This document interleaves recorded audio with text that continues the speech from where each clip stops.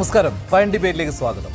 മെസ്സിയുടെ പേരിൽ കേരളത്തിൽ നടന്നത് ഒന്നാം തരം കടുംവെട്ട്. ഒരു കരാറുമില്ലാതെ കൊച്ചി രാജ്യാന്തര സ്റ്റേഡിയം സ്പോൺസർക്ക് വിട്ടുകൊടുത്തത് ഉടമസ്ഥരായ GCDA പോലും അറിയാതെ.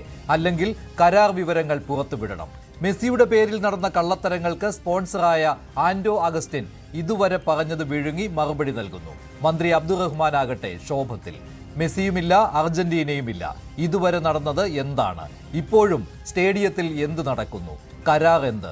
മറുപടി പറയേണ്ട സർക്കാർ എന്തിന് എല്ലാം സ്പോൺസറെ ഏൽപ്പിച്ച് മൗനം പാലിക്കുന്നു? നടന്നത് ഇന്റർനാഷണൽ തട്ടിപ്പോ?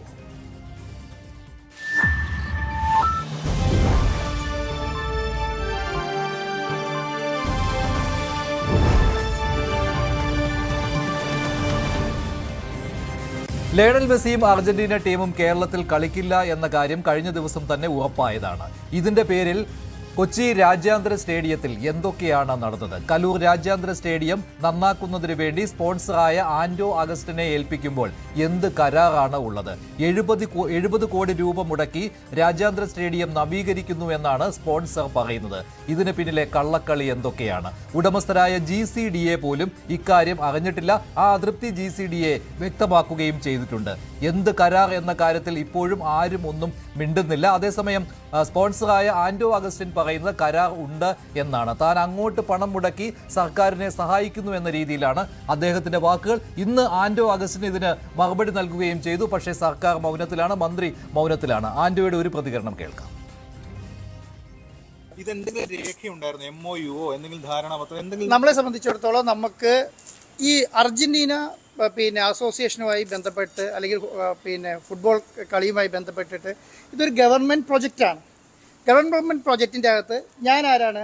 ഞാൻ രണ്ടാമത്തെ സ്പോൺസറാണ്. ആദ്യം ഒരു സ്പോൺസർ ഉണ്ടായിരുന്നു, അവർ പിന്മാറിയതിന് ശേഷം ഞാൻ രണ്ടാമതൊന്ന് സ്പോൺസറാണ്. അപ്പോൾ ആ സംവിധാനത്തിൻ്റെ അകത്ത് ആ സ്പോൺസർ വന്നതിന് ശേഷം ആദ്യം തിരുവനന്തപുരം സ്റ്റേഡിയം തീരുമാനിക്കുന്നു. അത് കഴിഞ്ഞ് കൊച്ചി സ്റ്റേഡിയത്തിലേക്ക് കൊണ്ടുവരുന്നു. തിരുവനന്തപുരം സ്റ്റേഡിയം തീരുമാനിക്കുമ്പോൾ എന്താ, അതൊരു ക്രിക്കറ്റ് സ്റ്റേഡിയം ആണെന്ന് എല്ലാവർക്കും അറിയാവുന്നതുകൊണ്ടും അതിന് FIFA റാങ്കിങ് കിട്ടാൻ ബുദ്ധിമുട്ടായതുകൊണ്ടാണ് കൊച്ചി സ്റ്റേഡിയം തീരുമാനിക്കുന്നത്. കൊച്ചി സ്റ്റേഡിയത്തിന് FIFA അപ്രൂവൽ ഇല്ലാത്തതുകൊണ്ട് FIFA അപ്രൂവൽ കിട്ടുന്നതിന് വേണ്ട നിർമ്മാണ പ്രവർത്തികൾ നടത്തി അത് FIFA ഇന്റർനാഷണൽ സ്റ്റാൻഡിലേക്ക് ഉയർത്തണം. അത് ഉയർത്തുക എന്ന് പറയുന്നത് ഈ പറഞ്ഞ ഒരു മാസം കൊണ്ട് ചിലപ്പോൾ നടന്നോണില്ല എന്ന് ചോദിച്ചപ്പോഴാണ് എന്നോട് ഇത് നടത്താൻ കഴിയുമോ എന്ന് ചോദിക്കുന്നത്. ആ നടത്തിലാക്കാൻ കഴിയുമെന്ന് ചോദിച്ചാൽ നമ്മൾ നടത്തുന്നില്ല. അല്ലാതെ എനിക്കിതിനകത്ത് അജണ്ടയില്ല. ഇപ്പം ഞാൻ വിചാരിക്കുന്നത് ഈ RBC റിപ്പോർട്ടർ ബ്രോഡ്കാസ്റ്റിംഗ് കമ്പനി ഇത് നടപ്പിലാക്കിയിട്ട് ഇതിൽ എന്താ ലാഭം അങ്ങനെ ഒരു ലാഭം കൊയ്യാൻ ഉദ്ദേശമില്ല. കാരണം ചില ആൾക്കാർ അങ്ങനെയായിരിക്കും കണ്ടിട്ടുണ്ടാവുക. കേരളത്തിൽ പണം മുടക്കുന്നവരെ മുഴുവൻ ലാഭം കൊയ്യുന്നവരായിട്ടായിരിക്കും കണ്ടിട്ടുണ്ടാവുക. അങ്ങനെ ശൈലിയായിരിക്കും ഉദ്ദേശിച്ചിട്ടുണ്ടാവുക. പക്ഷേ എൻ്റെ മനസ്സിൽ എന്താണ്, ഞാൻ ഇറങ്ങി തിരിച്ചു തന്ന പരിപാടിയിലാണ് കേരളത്തിലൊരു ഇന്റർനാഷണൽ ഫുട്ബോൾ മത്സരം കൊണ്ടുവരണം. കേരളത്തിലെ ഫുട്ബോൾ ഡെവലപ്പ് ചെയ്യണം, സ്പോർട്സ് ഡെവലപ്പ് ചെയ്യണം, ടൂറിസം ഡെവലപ്പ് ചെയ്യണം. അത് തന്നെയാണ് എൻ്റെ ഉദ്ദേശം. ഇതാണ് ആൻഡോ അഗസ്റ്റിന്റെ വിശദീകരണം. അതേസമയം എറണാകുളം MP ഹൈബി ഈഡൻ ഇന്ന് കുറേയേറെ ചോദ്യങ്ങൾ ചോദിച്ചിട്ടുണ്ട്. കലൂർ രാജ്യാന്തര സ്റ്റേഡിയത്തിൽ ഇപ്പോഴും നിർമ്മാണ പ്രവർത്തനങ്ങൾ നടക്കുകയാണ്. അത് നടത്തുന്നതാകട്ടെ ഇപ്പോൾ സംസാരിച്ച ആൻഡോ അഗസ്റ്റിനാണ്. എങ്ങനെയാണ് അദ്ദേഹത്തിന് ഈ നിർമ്മാണ പ്രവർത്തനങ്ങൾ കലൂർ സ്റ്റേഡിയത്തിൽ നടത്താൻ കഴിയുന്നത്? എന്ത് കരാറാണ് ഇതിന് പിന്നിൽ ഉള്ളത്? തുടങ്ങി നിരവധി ചോദ്യങ്ങൾ ഹൈബി ഉന്നയിക്കുകയുണ്ടായി. ഹൈബിയുടെ വാക്കുകൾ കൂടി.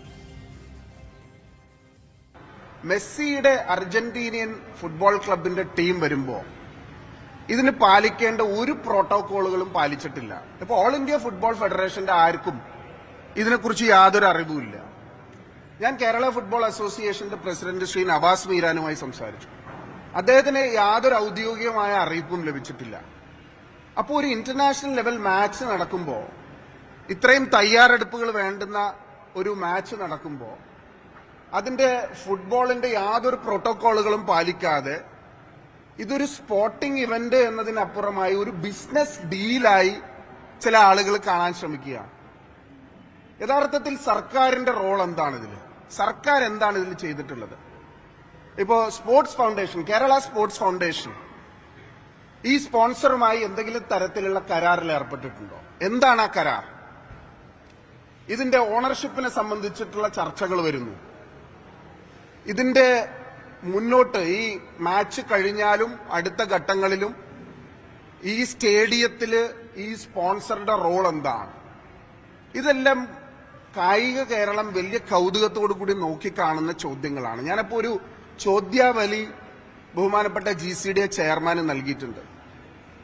എന്ത് സ്പോർട്സ് എക്സ്പെർട്ടീസാണ്, എന്ത് പ്രാഗൽഭ്യമാണ് ഈ കമ്പനികൾക്ക് ഈ നിർമ്മാണ പദ്ധതികൾ നടത്താനുള്ളത്? ഇപ്പോ മെസ്സി വരുന്നില്ല, മെസ്സി വരുന്നില്ല എന്ന് പറയുമ്പോൾ എന്താണ് ഇനി സ്റ്റേഡിയത്തിൽ അടുത്തതായി നടക്കാൻ പോകുന്ന നിർമ്മാണ പ്രവർത്തനങ്ങൾ? അവിടുത്തെ മരങ്ങൾ മുഴുവൻ മുറിച്ചു മാറ്റിക്കൊണ്ടിരിക്കുകയാണ്. ഒരു റോട്ടിലുള്ള ഒരു മരം മുറിക്കണമെങ്കിൽ ഒരു 100 ടെക്നിക്കൽ കമ്മിറ്റീസിന്റെ ട്രീ കട്ടിംഗ് കമ്മിറ്റിയുടെ പെർമിഷൻ വേണം. അതിനുവേണ്ടി ഒരു കമ്മിറ്റി തദ്ദേശ സ്വയംഭരണ സ്ഥാപനങ്ങൾക്കുണ്ട്. അത് എവിടെ മരം മുറിക്കുന്നതാണെങ്കിലും, പ്രത്യേകിച്ചൊരു ഒരു ഗവൺമെന്റിന്റെ ഒരു പ്രോപ്പർട്ടിയിലെ ഒരു മരമാണെങ്കിൽ അതിന് ഒരുപാട് നിബന്ധനകളും നിയമാവലികളും ഉണ്ട്. ഇതെല്ലാം പാലിച്ചിട്ടാണോ ഈ നിർമ്മാണ പദ്ധതികൾ നടക്കുന്നത്? ഇപ്പൊ നാളെ ഒരു സ്പോൺസർ വരികയാണ്. നാളെ ഒരു സ്പോൺസർ വന്നിട്ട് പറയാണ്, ഞാൻ 100 കോടി രൂപ ഈ സ്റ്റേഡിയത്തിൽ മുടക്കാം. അങ്ങനെയാണെങ്കിൽ എനിക്ക് ഈ സ്റ്റേഡിയം പൊളിച്ചു പണിയാനുള്ള അവകാശമുണ്ടോ? അവിടുത്തെ കച്ചവടക്കാരോട് എല്ലാവരോടും പറഞ്ഞിരിക്കുന്നത് 1 മാസം നിങ്ങൾ കട അടച്ചിടണം. ആ 1 മാസത്തെ റെന്റ് ഞങ്ങൾ അഡ്ജസ്റ്റ് ചെയ്ത് തരും, അല്ലെങ്കിൽ 1 മാസത്തെ മറ്റ് നീക്കുപോക്കുകൾ ഞങ്ങൾ ഉണ്ടാക്കും. അത് വിശ്വസിച്ച് കടക്കാർ കട അടക്കാൻ തയ്യാറായി. പല ആൾക്കാരും കട അടച്ചു തുടങ്ങി. അപ്പൊ എന്താണ് യഥാർത്ഥത്തിൽ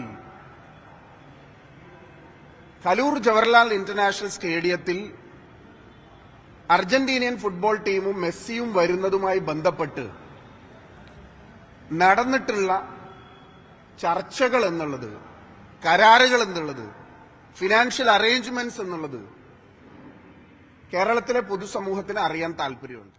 ന്യായമായ ചോദ്യമാണ് ഹൈബി ഉന്നയിക്കുന്നത്. ന്യായമായ ഒരു ചോദ്യം. കാരണം എന്താണ് കരാർ എന്ന് അറിയുവാനുള്ള അവകാശം ജനങ്ങൾക്കുണ്ട്. അത് 2 കാര്യത്തിലാണ്. ഒന്ന്, അർജന്റീന ഫുട്ബോൾ അസോസിയേഷനുമായി എന്ത് കരാറിലാണ് ഏർപ്പെട്ടത്, അതുപോലെ തന്നെ GCDAയും ഈ പറയുന്ന സ്പോൺസറും തമ്മിലുള്ള കരാർ എന്താണ്. സ്റ്റേഡിയം നന്നാക്കുന്നതിന് വേണ്ടി 70 കോടി താൻ മുടക്കുന്നു എന്ന അവകാശവാദം ഉന്നയിക്കുകയാണ് സ്പോൺസർ. സ്റ്റേഡിയത്തിന്റെ നിർമ്മാണ പ്രവർത്തനങ്ങൾക്ക് വേണ്ടി മാത്രം, അറ്റകുറ്റപ്പണിക്ക് വേണ്ടി മാത്രം.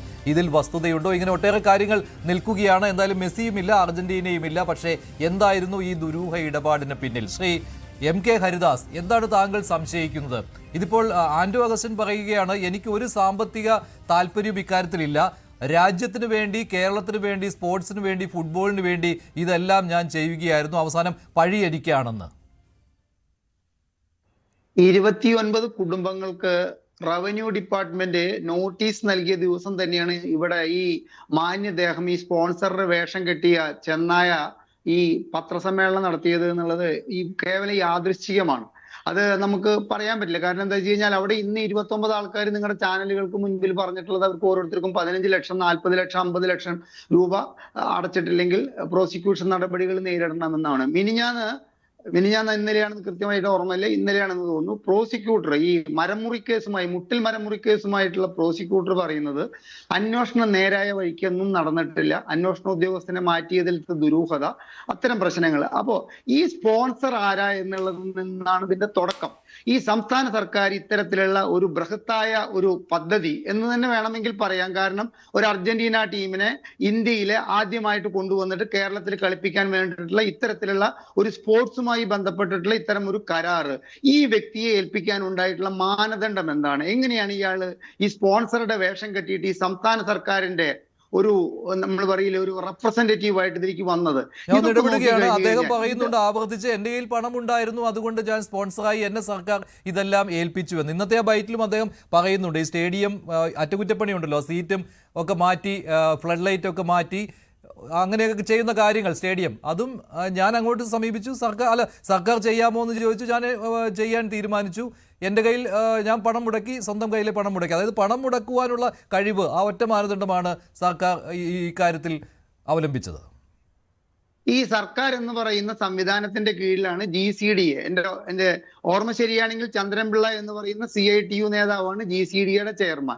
അപ്പൊ GCDA പറയുന്നു, ഞങ്ങളോട് യാതൊന്നും ചോദിച്ചിട്ടില്ല, ഈ സ്റ്റേഡിയം നവീകരണവുമായി ബന്ധപ്പെട്ടിട്ട് ഞങ്ങളോട് യാതൊന്നും ചോദിച്ചിട്ടില്ല, ഇത്തരത്തിലൊരു കളി നടക്കുന്നതിന് ഞങ്ങളുടെ അനുമതി മേടിച്ചിട്ടില്ല. പിന്നെ ആരാണ് ഇദ്ദേഹത്തെ ഇതിലേക്ക് അതായത് സത്യസന്ധരായിട്ടുള്ള ഒരുപാട് ആൾക്കാർ ഇതിന്റെ സ്പോൺസർഷിപ്പ് ഏറ്റെടുക്കാൻ തയ്യാറായിട്ട് കേരളത്തിലുണ്ട്, ഒരുപാട് ആൾക്കാരുണ്ട്. ഇനിയിപ്പോ അത് ഇത്തരത്തിലുള്ള സ്റ്റേഡിയം നവീകരണം വരെ ഇന്ന ആളാണ് ചെയ്തത് എന്ന് പറഞ്ഞു കഴിഞ്ഞാൽ അത് ഫ്രീ ആയിട്ട് ചെയ്തു കൊടുക്കാനുള്ള ആൾക്കാരുണ്ട്.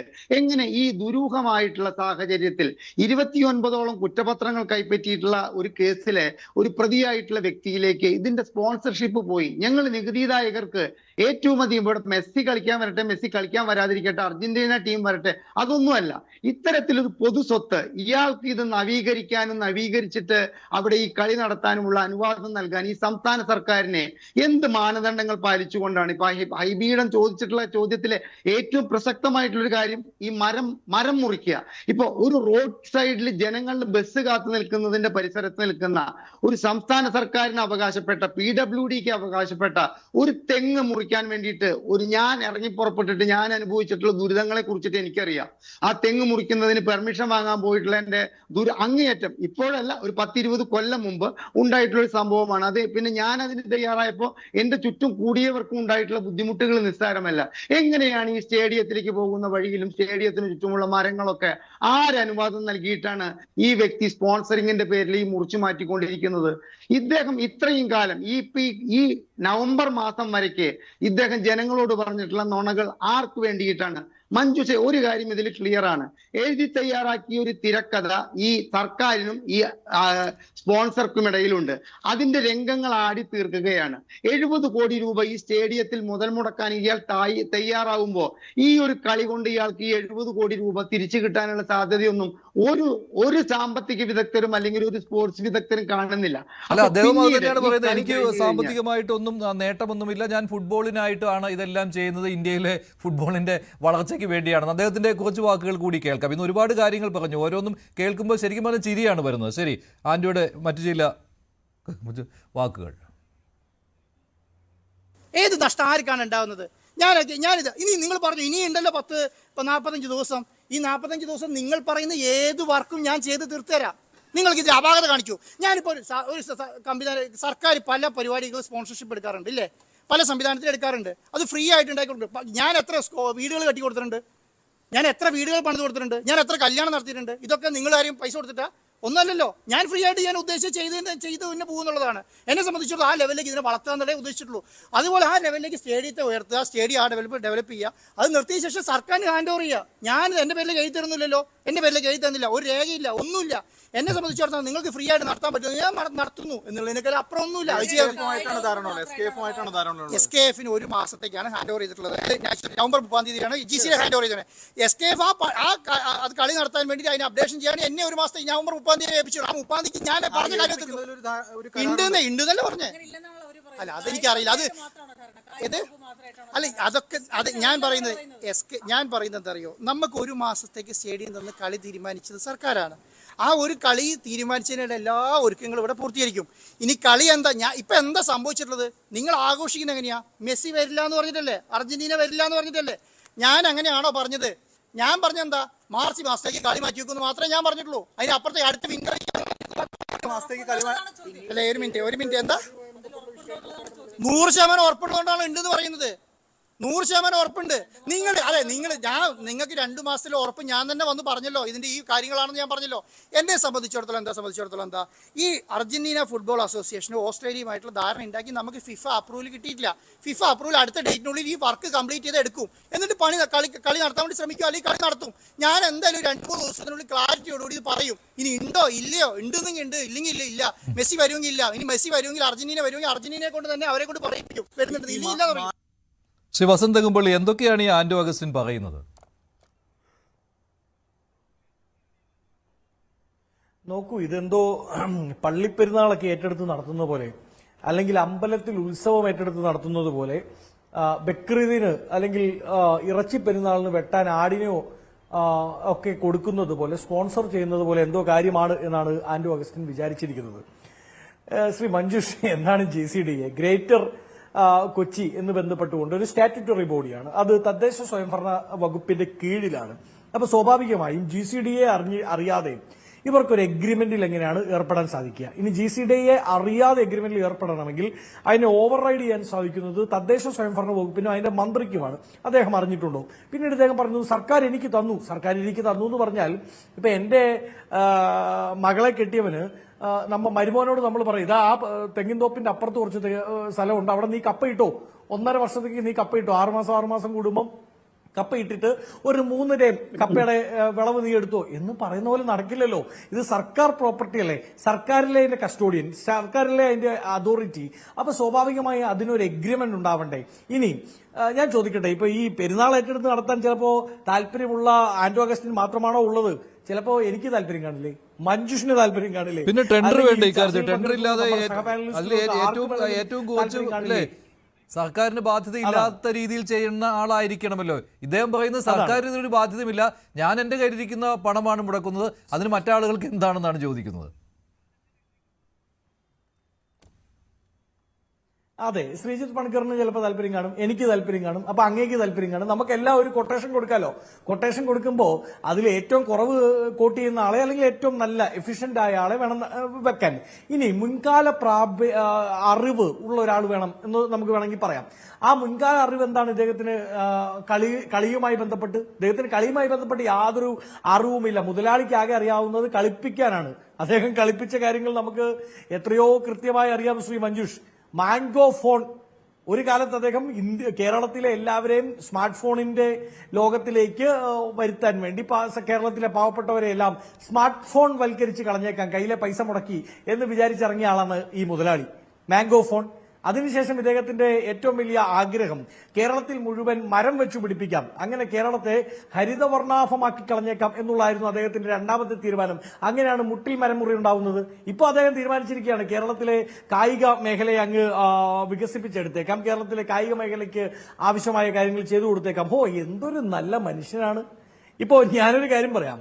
മുഖ്യമന്ത്രി പണ്ട് പറഞ്ഞ വാക്ക്, ആ സ്ലാങ് ഉപയോഗിച്ചാൽ, മാംഗോ ഫോൺ കിട്ടും കേട്ടോ, മുട്ടിൽ മരമുറി നടന്നിട്ടില്ല കേട്ടോ, മെസ്സി വരും കേട്ടോ എന്ന് വിശ്വസിക്കേണ്ട അവസ്ഥയാണ് ഈ മുതലാളിയുമായി ബന്ധപ്പെട്ട്. ഇതിൽ ഈ മുതലാളി എന്തും കാണിച്ചോട്ടെ, മുതലാളിക്ക് എന്ത് സംസാരിക്കാം, അദ്ദേഹത്തിന് എന്ത് പറയാം, അദ്ദേഹത്തിന് സ്വന്തമായി ചാനലുണ്ട്, ആ ചാനലിൽ വന്നിരുന്ന് എന്ത് സംസാരിക്കാം. അതിനെ പിന്തുണയ്ക്കാൻ വേണ്ടി അദ്ദേഹം തന്നെ വിലക്കെടുക്കുന്ന കേരളത്തിലെ ഒരു പറ്റമെങ്കിലും മാധ്യമപ്രവർത്തകരുണ്ട്.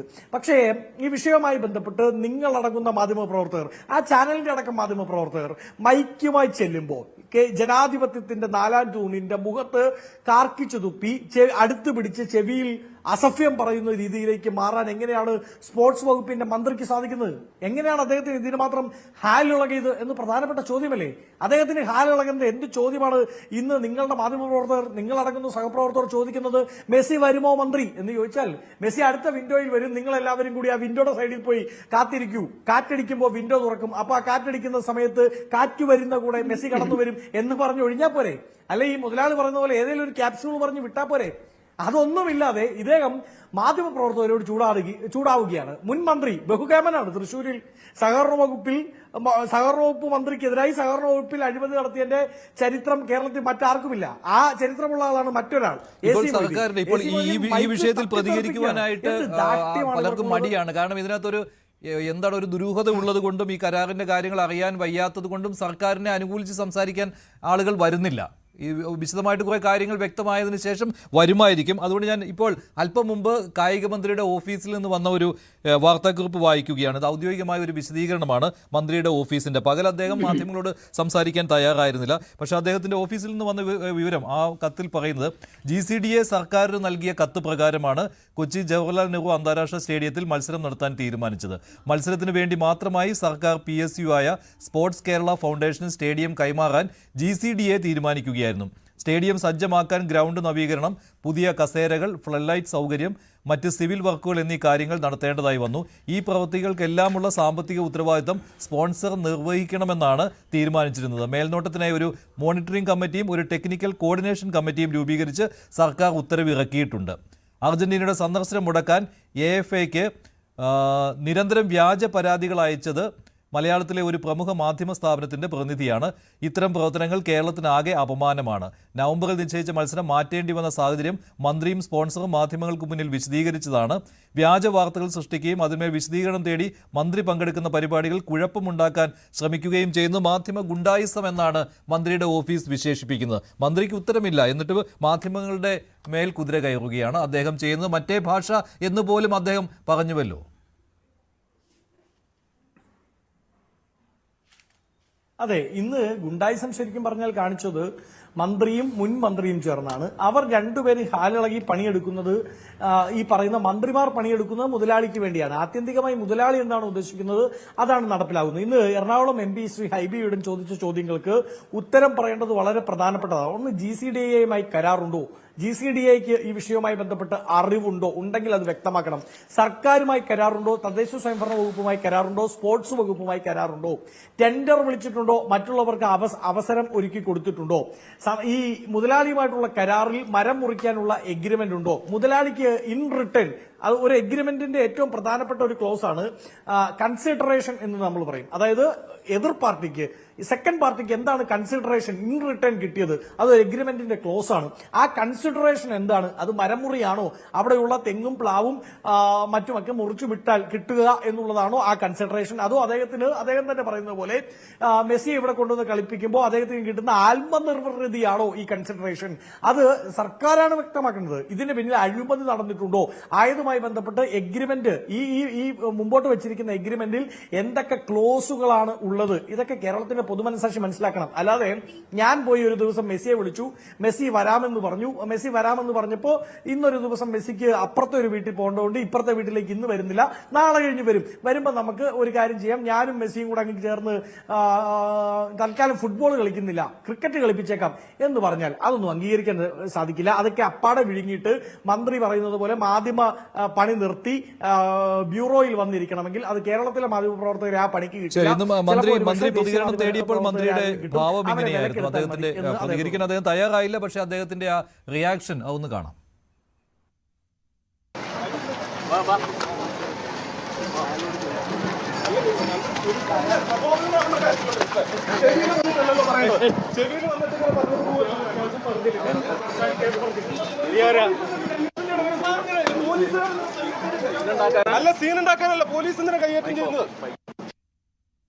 അതിനുശേഷമാണ് കായിക മന്ത്രിയുടെ ഓഫീസിൽ നിന്ന് ശ്രീ ശ്രീജിത്ത് പണിക്കർ ഔദ്യോഗികമായിട്ട് വിശദീകരണം വന്നത്. അതിൽ ആകത്തുക എന്ന് പറയുന്നത് ആ റിലീസിൽ പറയുന്നത് വെച്ച് നോക്കുമ്പോൾ സർക്കാരിന് യാതൊരു സാമ്പത്തിക ബാധ്യതയും ഇല്ലാതെ തന്നെ കലൂർ രാജ്യാന്തര സ്റ്റേഡിയത്തിന്റെ നവീകരണം സാധ്യമാണ്. അത് ചെയ്യുമ്പോൾ അത് സർക്കാരിനെതിരെ തിരിച്ചുവിടുകയാണ്. അത് അർജന്റീന ടീമിന്റെ മത്സരം കേരളത്തിൽ മുടക്കുന്നതിന് വേണ്ടി ചില കുബുദ്ധികൾ പ്രവർത്തിക്കുന്നതിന് ഉദാഹരണമാണ് എന്നാണ് മന്ത്രിയുടെ ഓഫീസ് പറയുന്നത്. ഇപ്പോൾ ശ്രീ മഞ്ജുഷ്, ഇതിന്റെ ഒരു പാറ്റേൺ നമ്മളൊന്ന് മറ്റ് ഏതെങ്കിലും സംഭവങ്ങളുമായിട്ട് സാമ്യമുണ്ടോ എന്നൊന്ന് ആലോചിച്ച് നോക്കുക. നമുക്ക് പെട്ടെന്ന് ഒരു സ്പോൺസറെ കിട്ടുന്നു, ഒരു വലിയ ഈവന്റ് നമുക്കായിട്ട് നടത്താനായിട്ട് കഴിയില്ല, പക്ഷെ അതിന്റെ സാമ്പത്തിക ബാധ്യത മുഴുവനും ഞാൻ ഏറ്റെടുത്തുകൊള്ളാം, ഞാൻ അതിന്റെ കാര്യങ്ങളെല്ലാം നടപ്പാക്കിക്കൊള്ളാം എന്ന് പറഞ്ഞുകൊണ്ട് ഒരു സ്പോൺസർ വരുന്നു. എന്നിട്ട് അവിടെ ആ സ്പോൺസർ തന്റെ മൊണോപ്പൊളിയാക്കി മാറ്റുന്നു. മറ്റുള്ള ആൾക്കാർക്ക് ഒരു ലെവൽ പ്ലേയിങ് ഫീൽഡ് കിട്ടുന്നില്ല. ഈ ചർച്ചയിൽ ഇതിനോടകം തന്നെ ശ്രീ ഹരിദാസും ശ്രീ വസന്തും ഒക്കെ പറഞ്ഞതുപോലെ കേരളത്തിൽ ഒരു വലിയ കായിക മാമാങ്കം നടത്തുന്നെങ്കിൽ അതിന് സ്പോൺസർഷിപ്പിന് തയ്യാറായിട്ടുള്ള ജെനുവിനായിട്ടുള്ള സ്പോർട്സ് പ്രേമികളുണ്ടാകും, പണമിറക്കാൻ തയ്യാറുള്ള കുറേയധികം ആൾക്കാരുണ്ടാകും. തന്നെയുമല്ല, ഇതിലൊരു ബ്രേക്ക് ഈവൻ ഒന്നും വലിയ പോസിബിലിറ്റി ഇല്ലാത്തൊരു കാര്യമായതുകൊണ്ട് അത്രത്തോളം സ്പോർട്സിനോട് താല്പര്യമുള്ള, മുമ്പ് അത് പ്രകടിപ്പിച്ചിട്ടുള്ള കുറേയധികം ആൾക്കാരുണ്ടാകാനുള്ള സാധ്യതയുണ്ട്. അവർക്കൊന്നും ഒരു തരത്തിലുള്ള ഇൻവോൾവ്മെന്റും ഇല്ലാതെ, ഒരു തരത്തിലുള്ള ടെൻഡറിങ് പ്രോസസ്സും ഇല്ലാതെ അയാൾക്ക് വേണ്ടുന്ന റിക്വയർമെന്റ് എന്തൊക്കെയാണെന്ന് അയാൾ പറയുന്നു. ആ റിക്വയർമെന്റ് എല്ലാം അയാൾക്ക് അനുവദിച്ചതിന് ശേഷം സർക്കാരിന് സാമ്പത്തിക ബാധ്യതയില്ലാതെ ഈ കാര്യമെല്ലാം ഇവിടെ നടത്തുന്നു എന്ന് പറയുകയാണ്. അതാണ് ചുരുക്കത്തിൽ ഈ മെസ്സി ഫിയാസ്കോയിൽ ഇവിടെ സംഭവിച്ചിരിക്കുന്നത്. സമാനമായിട്ടുള്ള കാര്യമാണ് ശബരിമലയിലും കണ്ടത്. അവിടെ ഒരു സ്പോൺസർ വരുന്നു, സർക്കാരിന് യാതൊരു വിധത്തിലുള്ള സാമ്പത്തിക ബാധ്യതയും ഇല്ല എന്ന് പറയുന്നു. ആ സ്പോൺസറുടെ ഡിമാൻഡ് എന്താണോ ആ ഡിമാൻഡിനനുസരിച്ച് അവിടെ കാര്യങ്ങളെല്ലാം ചെയ്യുന്നു. അവസാനം നമുക്ക് സാമ്പത്തിക ബാധ്യതയൊന്നുമില്ല എന്ന് പറഞ്ഞുകൊണ്ട് മറ്റുള്ള ആൾക്കാർ, അവിടെയും മൊണോപ്പൊളി ഒരാൾക്ക് നൽകുന്ന രീതിയിലേക്ക് വരുന്നു. ഇയാൾക്ക് ഇതിനുള്ള സാമ്പത്തിക പാങ്ങുണ്ടോ, ആസ്തിയുണ്ടോ, ഇയാൾ ആര് വഴിയാണ് ഈ കാര്യങ്ങൾ ചെയ്യാൻ പോകുന്നത്, എന്താണ് ഇയാൾക്ക് ഇതിൽ നിന്നുള്ള ലാഭം, ഈ കാര്യങ്ങളെപ്പറ്റി ഒന്നും സർക്കാരോ ദേവസ്വം ബോർഡും അവിടെയും ബോധേഡായിരുന്നില്ല. എന്ന് വെച്ച് കഴിഞ്ഞാൽ ഒരു ഗ്ലോറിഫൈഡ് ആയിട്ടുള്ള ഉണ്ണികൃഷ്ണൻ പോറ്റി കളിയാണ് ഈ മെസ്സി വിഷയത്തിൽ മൊത്തത്തിൽ നമ്മൾ കണ്ടിരിക്കുന്നത്. ഞാൻ മനസ്സിലാക്കുന്നത് ഈ വിഷയത്തിൽ നമ്മൾ ആന്റോ അഗസ്റ്റിന്റെ പ്രസ്താവനകളെ കേരളത്തിലെ മാധ്യമങ്ങളടക്കം പൊതുജനം വളരെ സീരിയസ് ആയിട്ട് കണ്ടു എന്നാണ് എനിക്ക് തോന്നുന്നത്. അത്രത്തോളം ഗൗരവം അദ്ദേഹത്തിന്റെ സ്റ്റേറ്റ്മെന്റുകൾ അർഹിച്ചിരുന്നോ എന്നുള്ള ഒരു വലിയ പ്രശ്നമുണ്ട്. കാരണം ഈ ചർച്ചയിൽ ഇപ്പോൾ ശ്രീ വസന്ത് പറഞ്ഞതുപോലെ അദ്ദേഹത്തിന്റെ മുൻകാല ചെയ്തികൾ എന്തൊക്കെയാണ്, ഏതൊക്കെ തരത്തിലുള്ള ഇടപെടലുകളാണ് അദ്ദേഹം കേരളത്തിൽ നടത്തിയിരിക്കുന്നത്, മുൻപ് എങ്ങനെയാണ് മലയാളിക്ക് ആന്റോ അഗസ്റ്റിനെ പരിചയം എന്നുള്ള ഒരു കാര്യം പോലും ഇവിടെ പലരും ചിന്തിച്ചില്ല. പകരം താ മെസ്സി വരുന്നേ എന്ന് പറഞ്ഞു. പണ്ട് മോശയുടെ അങ്കവടിക്ക് പിന്നാലെ പോയിരുന്ന ആൾക്കാരാണ്, ഇന്ന് മോശ മാറി മെസ്സിയായി എന്നുള്ള ഒരു മാറ്റം മാത്രമേ ഉള്ളൂ.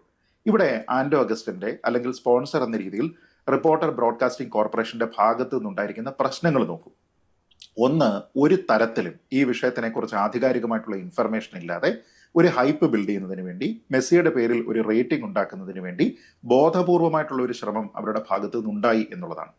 അതായത് ഇന്നോ ഇന്നലെയോ അല്ല, ഒരു വലിയ ഇവന്റ് നടത്താൻ പോകുന്ന ആൾക്കാർക്ക് ഫിഫ അപ്രൂവൽ വേണം എന്നതിനെ കുറിച്ച് അറിയാവുന്നത്. ഫിഫ സ്റ്റാൻഡേർഡിലുള്ള സ്റ്റേഡിയം ഉണ്ടായിരിക്കണം. നമുക്കുള്ള സ്റ്റേഡിയം തിരുവനന്തപുരത്താണെങ്കിലും കൊച്ചിയിലാണെങ്കിലും അതിന്റെ കണ്ടീഷൻ എന്താണ്, ഫിഫ അപ്രൂവൽ കിട്ടുന്നതിന് വേണ്ടി എന്തൊക്കെ സൗകര്യങ്ങൾ ഉണ്ടാകണം, എത്ര സമയം ഈ പ്രോസസ്സ് ഫോളോ ചെയ്യുന്നതിന് വേണ്ടിയിട്ട് എടുക്കും, ഈ കാര്യങ്ങളെക്കുറിച്ച് അറിയാത്തയാളാണ് ആൻഡോ അഗസ്റ്റിൻ എന്ന് ഞാൻ കരുതുന്നില്ല. രണ്ട്, അന്താരാഷ്ട്ര രംഗത്ത് തന്നെ ഏതെങ്കിലും ഒരു സ്പോർട്സ് ടീമുമായി ബന്ധപ്പെട്ട്, പ്രത്യേകിച്ച് വേൾഡ് കപ്പിന്റെ ഡിഫൻഡിംഗ് ചാമ്പ്യൻസ് ആണ്, അവർക്ക് അവശേഷിക്കുന്ന അവസാനത്തെ 2 ഓപ്പൺ വിൻഡോ, ആ വിൻഡോകളിൽ ഒരു വിൻഡോയിൽ ഇവർക്ക് കളി ലഭിക്കാനുള്ള സാധ്യത എത്രത്തോളമാണ്, അതിന് വേണ്ടുന്ന പേയ്മെന്റും മറ്റു കാര്യങ്ങളും എന്താണ്, ഈ കാര്യങ്ങളെപ്പറ്റി വളരെ കൃത്യമായിട്ടുള്ള ധാരണ ഉണ്ടാവുക. അപ്പോൾ ഒരു തരത്തിലുള്ള ക്ലാരിറ്റിയും AFAയുടെ ഭാഗത്തു നിന്ന്, അർജന്റൈൻ ഫുട്ബോൾ അസോസിയേഷന്റെ ഭാഗത്തു നിന്ന് ഉണ്ടാകാതിരിക്കുന്നു, മെസ്സിയുടെ ഭാഗത്തു നിന്ന് ഉണ്ടാകാതിരിക്കുന്നു. മറിച്ച് ഇങ്ങനെ ഒരു കാര്യം നടക്കും എന്ന രീതിയിലത്തേക്കുള്ള ഒരു സ്റ്റേറ്റ്മെന്റ് ആദ്യം വന്നതിന്റെ പേരിൽ മറ്റുള്ള ഗൈഡ് ലൈനുകളെ എല്ലാം കാറ്റിൽ പറത്തിക്കൊണ്ട് അദ്ദേഹം ഇവിടെ വരുന്നു, ഇവിടെ ആ ടീം കളിക്കുന്നു എന്ന് പറഞ്ഞുകൊണ്ട് ഒരു ഹൈപ്പ് ബിൽഡ് ചെയ്യാൻ നോക്കൂ. ഇതിലൊരു വലിയ പ്രധാനപ്പെട്ട കാര്യം നമ്മൾ ഒരുപക്ഷെ ചർച്ച ചെയ്യാതെ പോകുന്നുണ്ട്. ഈ ടീമിലെ മെസ്സിക്ക് പുറമെ മറ്റാരൊക്കെ വരും എന്നതുമായി ബന്ധപ്പെട്ട ചില പ്രഖ്യാപനങ്ങളും റിപ്പോർട്ടർ TV നടത്തിയിട്ടുണ്ട്. അതേപോലെ തന്നെ നമ്മുടെ നാട്ടിലെ കായിക മന്ത്രി സത്യത്തിൽ ആൻഡോ അഗസ്റ്റിനാണോ വി അബ്ദുറഹ്മാൻ ആണോ എന്ന് എനിക്കറിയില്ല. എങ്കിലും ശ്രീ നിലവിലെ സാഹചര്യത്തിൽ ആൻഡോ അഗസ്റ്റിനാണ്. കാരണം വി അബ്ദുറഹ്മാൻ ഇക്കാര്യത്തിൽ മിണ്ടുന്നില്ല. അബ്ദുറഹ്മാന് വേണ്ടി മിണ്ടുന്നത് മുഴുവൻ ആൻഡോയാണ്. പിന്നെ എന്തെങ്കിലും ബാക്കിയുണ്ടെങ്കിൽ അബ്ദുറഹ്മാൻ കഴിഞ്ഞ ദിവസം പറഞ്ഞിരുന്നു, പക്ഷെ അദ്ദേഹത്തിന് അത് പറഞ്ഞു പൂർത്തിയാക്കുവാൻ കഴിഞ്ഞില്ല. അദ്ദേഹം ഇങ്ങോട്ട് ക്ഷുഭിതനാവുകയായിരുന്നു. ഇന്നും അതേ രീതിയിൽ തന്നെ അദ്ദേഹം ക്ഷുഭിതനായി പോവുകയാണ് ഉണ്ടായത്. എന്നിട്ട് ഇപ്പോൾ റിലീസും ഇറക്കിയിട്ടുണ്ട്. പക്ഷെ അതിലൊന്നും ഒരു വ്യക്തത വരുന്നില്ല. ഈ കരാറുണ്ട്, സർക്കാരിന് പണമൊന്നും നഷ്ടമായിട്ടില്ല എന്നൊക്കെ പറയുമ്പോൾ ഇത് താങ്കൾ പറഞ്ഞ പോലെ പലതവണ കേട്ടിട്ടുള്ളതാണ്. സർക്കാരിന് നഷ്ടമുണ്ടാകുന്നില്ല എന്ന് വീമ്പടിക്കുന്ന സമയത്താണ് സർക്കാരിന്റെ ആസ്തികൾ വല്ലവരും കൊണ്ടുപോകുന്നത്. മഞ്ജുഷ്, ഇപ്പൊ ഞാൻ പറയുന്ന പ്രധാനപ്പെട്ട പ്രശ്നം, ഇതിന്റെ ഒരു ഹൈപ്പ് ബിൽഡ് ചെയ്യുന്നതിന് വേണ്ടി മെസ്സി മാത്രം വരുന്നു എന്നാണ് അവർ പറഞ്ഞത്. പ്രധാനപ്പെട്ട മറ്റ് 4-5 കളിക്കാർ വരുന്നു എന്ന് പറഞ്ഞു. എന്നിട്ട് ഇവർ പോസ്റ്ററും ഇറക്കിന്നേ. അതായത് ആ ടീമിൽ ആരൊക്കെയാണ് ഈ ടീമിൽ ഇവിടെ വരിക തുടങ്ങിയ കാര്യങ്ങളുമായി ബന്ധപ്പെട്ട് ടീം സെലക്ഷൻ തീരുമാനിക്കേണ്ടത് പൂർണ്ണമായിട്ടും AFA ആണ് എന്നിരിക്കെ ഇവിടെ അവരുടെ ഗോൾ കീപ്പർ എമിലിയാനോ മാർട്ടിനസ് വരുന്നു എന്നൊക്കെ പറഞ്ഞിട്ട് എമി എത്തും എന്നൊക്കെ പറഞ്ഞിട്ട് ഇവിടെ വലിയ ഹൈപ്പ് ബിൽഡ് ചെയ്യാണ്. ഇവരാണോ ടീം പ്രഖ്യാപിക്കുന്നത്? അപ്പൊ ഇവർക്ക് കൺട്രോൾ ഇല്ലാത്ത മേഖലകളിൽ കൂടി ഇവർ കൈകടത്തിയിട്ട് ഞങ്ങളാണ് ഇതെല്ലാം തന്നെ മാനേജ് ചെയ്യുന്നത് എന്ന് പറഞ്ഞു. എന്നിട്ട് അവസാനം ഓരോ ഘട്ടത്തിലും ഇതിൽ പ്രതിസന്ധി നേരിടുന്ന സമയത്ത് ശ്രീ ആൻഡോ അഗസ്റ്റിനോ റിപ്പോർട്ടർ ബ്രോഡ്കാസ്റ്റിംഗ് കോർപ്പറേഷനോ ഒരു തവണ പോലും അതിന്റെ അക്കൗണ്ടബിലിറ്റി ഏറ്റെടുക്കാനായിട്ട് തയ്യാറായില്ല. ആദ്യഘട്ടത്തിൽ കുറെ പ്രശ്നം ഉണ്ടായിരുന്ന സമയത്ത് ഇവർ ആരുടെ പുറത്താണ് കുറ്റം വെച്ചത്? അർജന്റീനൻ മാനേജ്മെന്റിന്റെ പുറത്താണ്. അന്ന് പറഞ്ഞ പ്രസ്താവന നമുക്ക് ഓർമ്മയുണ്ടല്ലോ. ഇന്ന് വലിയ ട്രോളായിട്ട് സോഷ്യൽ മീഡിയയിൽ ഓടുന്നുണ്ട്. ഇവിടെ വന്ന് കളിച്ചാൽ ഗുണമുണ്ടാകുന്നത് കേരളത്തിന് മാത്രമല്ല, അർജന്റീനയ്ക്കും മെസ്സിക്കും കൂടിയാണ്. പിന്നെ ഇവിടെ കേരളത്തിൽ വന്ന് ഇട്ടാവട്ടത്തിൽ കളിച്ചിട്ട് വേണമല്ലോ അർജന്റീനയ്ക്കും മെസ്സിക്കും ഗുണം ഉണ്ടാകാൻ. അപ്പൊ അങ്ങനെ പറഞ്ഞിട്ട് അന്ന് വന്നില്ല എങ്കിൽ, കേരളത്തിൽ വന്നില്ല എങ്കിൽ ഇന്ത്യയിൽ ഒരിടത്തും കളിക്കാമെന്ന് അവർ മോഹിക്കേണ്ട എന്നൊക്കെ പറഞ്ഞുകൊണ്ട് ഇവിടെ മലയാളത്തിൽ പത്രസമ്മേളനം നടത്തി അർജന്റീനയിൽ മലയാളം അറിയാത്ത ആൾക്കാരെ ഭീഷണിപ്പെടുത്തി. അപ്പൊ അന്ന് തന്റെ ഭാഗത്തല്ല പ്രശ്നം, മറിച്ച് അർജന്റൈൻ ഫുട്ബോൾ അസോസിയേഷന്റെ ഭാഗത്താണെന്ന് സ്ഥാപിക്കാൻ അദ്ദേഹം ശ്രമിച്ചു.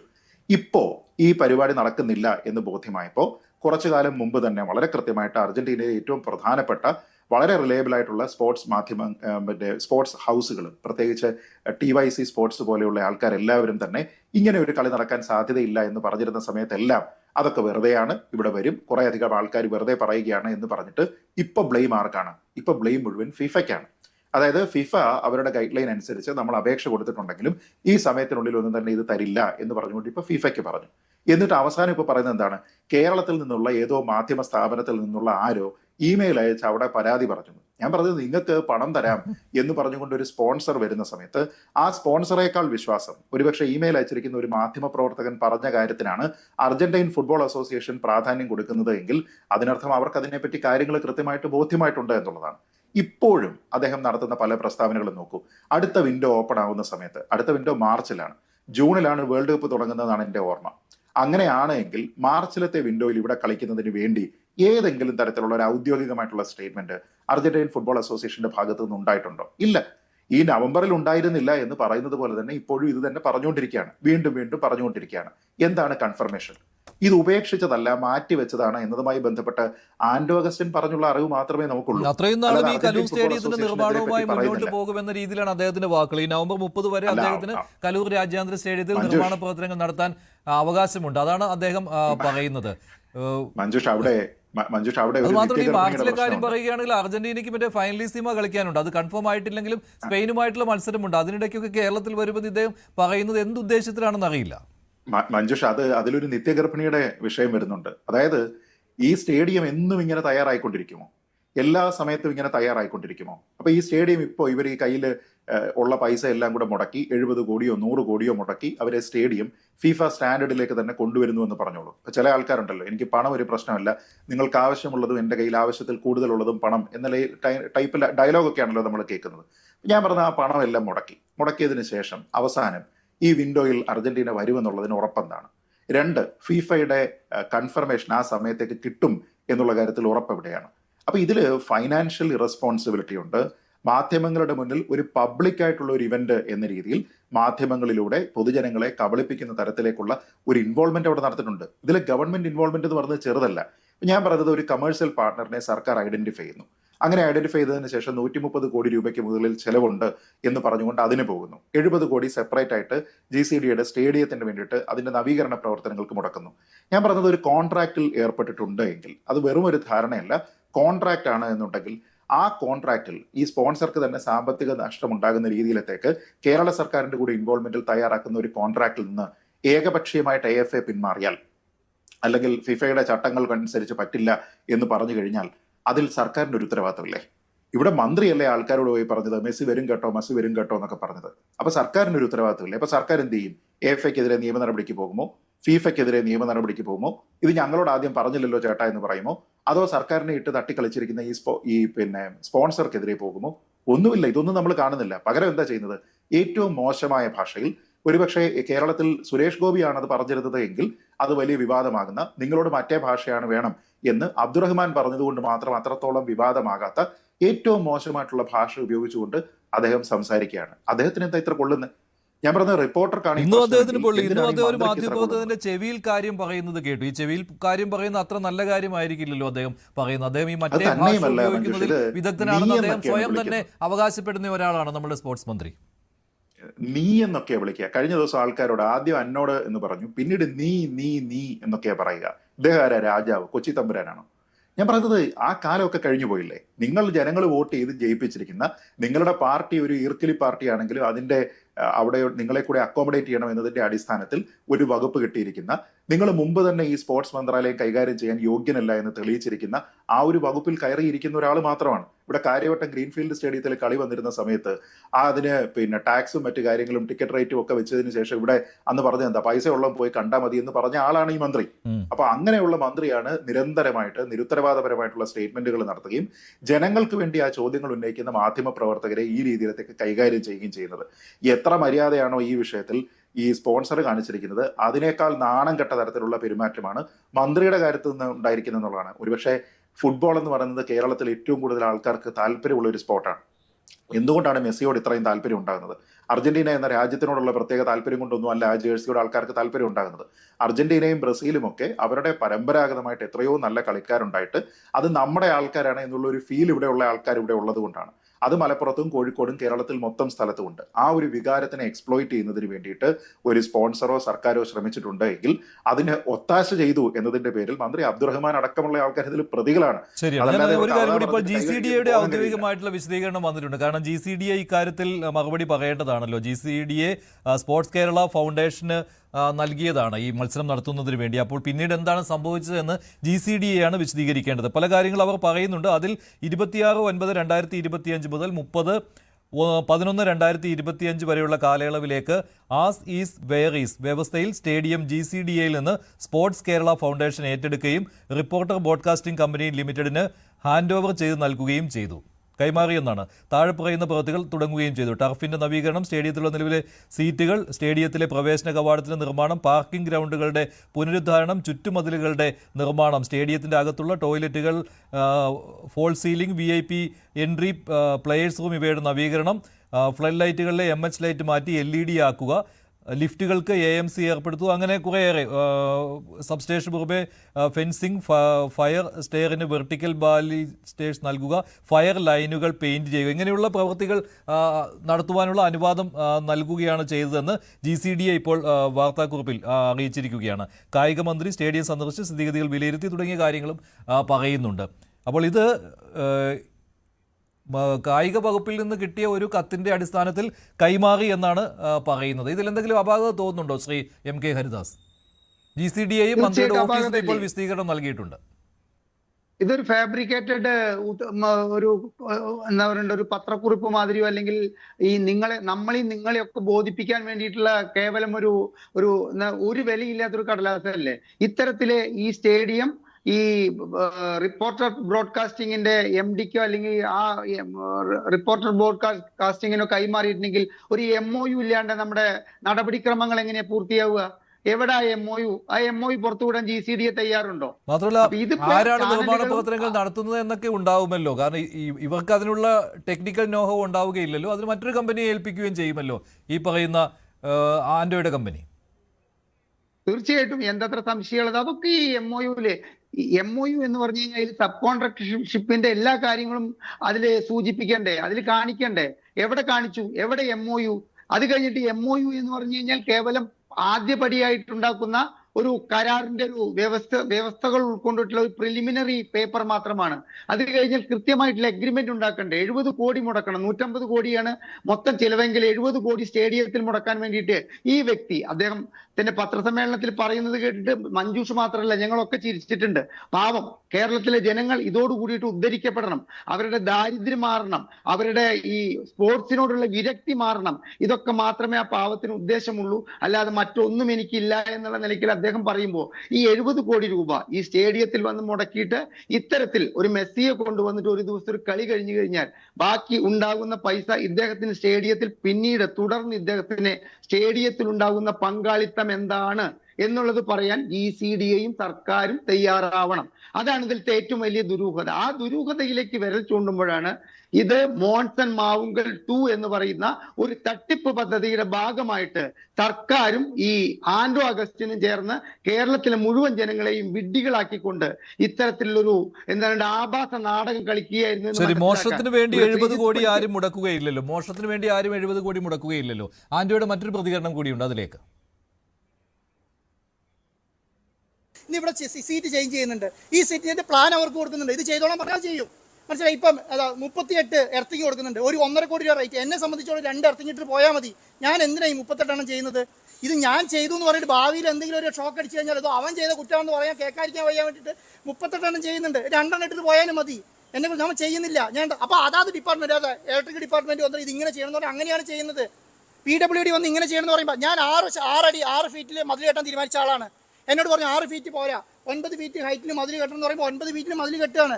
അതാ ഫൗണ്ടേഷൻ എടുക്കുന്ന സമയത്ത് ടെസ്റ്റിംഗ് ഉണ്ടായിരുന്ന ഫൗണ്ടേഷന് മേലെ മതിൽ കെട്ടിയാൽ മതി എന്നായിരുന്നു ആദ്യം തീരുമാനം ഉണ്ടായിരുന്നത്. പക്ഷേ എന്താണെന്നറിയോ, മതിൽ പൊളിച്ചു നോക്കുമ്പോൾ അടിയത്തെ ഫൗണ്ടേഷൻ ഇല്ല, മുഴുവൻ പോയി കിടക്കുകയാണ്. കാരണം 10-20 വർഷം മുന്നേ ഉണ്ടാക്കിയ ഫൗണ്ടേഷനാണ്, മുഴുവൻ പോയി. ഇപ്പം എന്താ ചെയ്യുന്നത്? നിങ്ങൾ പോയി നോക്കിയാൽ മനസ്സിലാവും, ആ ഫൗണ്ടേഷൻ മുതിയാൻ താഴെ 6 അടി താഴെ നിന്ന് കോൺക്രീറ്റ് ചെയ്ത് കെട്ടിയിട്ട് മേലെ കയറി അതിന് മേലെ കോൺക്രീറ്റ് ചെയ്തുകൊണ്ടിരിക്കുക. കേരളത്തിലെ തന്നെ ഏറ്റവും വലിയ കൺസ്ട്രക്ഷൻ കമ്പനിയാണ് ചെയ്യുന്നത്, PMK ആണ് ചെയ്യുന്നത്. നിങ്ങൾ ചോദിച്ചാൽ കേരളത്തിലെ ഏറ്റവും വലിയ കൺസ്ട്രക്ഷൻ കമ്പനിപ്പെട്ട ഒന്നാണ്. ആ കമ്പനിയാണ് ഇത് ചെയ്തുകൊണ്ടിരിക്കുന്നത്.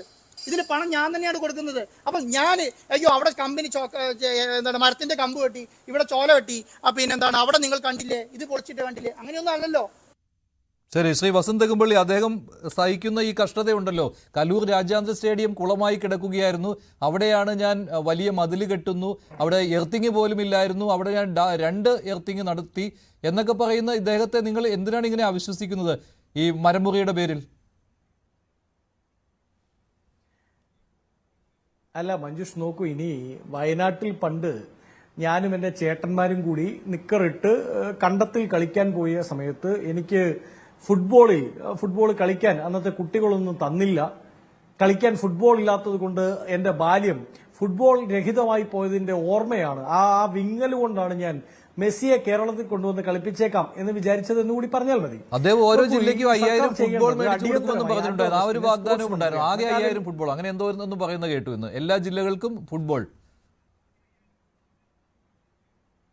പിന്നെ സ്പോർട്സ് കിറ്റുകൾ അത് വളരെ ലക്ഷമാണ്. നല്ല കാര്യമാണ് ഇത്. ഇദ്ദേഹം മറ്റൊരു പ്രാഞ്ചിയേറ്ററാണ്. അല്ല അതാണ് ഞാൻ പറഞ്ഞ മഞ്ജുഷ്. നോക്കൂ, നമ്മൾ ഈ മറ്റേ ബെല്ലാരി രാജ സിനിമയിൽ മമ്മൂട്ടിയെ പറ്റി പറയില്ലേ, ചിലർക്ക് അവൻ മരമുറി രാജ, ചിലർക്ക് അവൻ മാംഗോ രാജ, ചിലർക്ക് അവൻ മെസ്സി രാജ, ചിലർക്ക് അവൻ ഫുട്ബോൾ രാജ.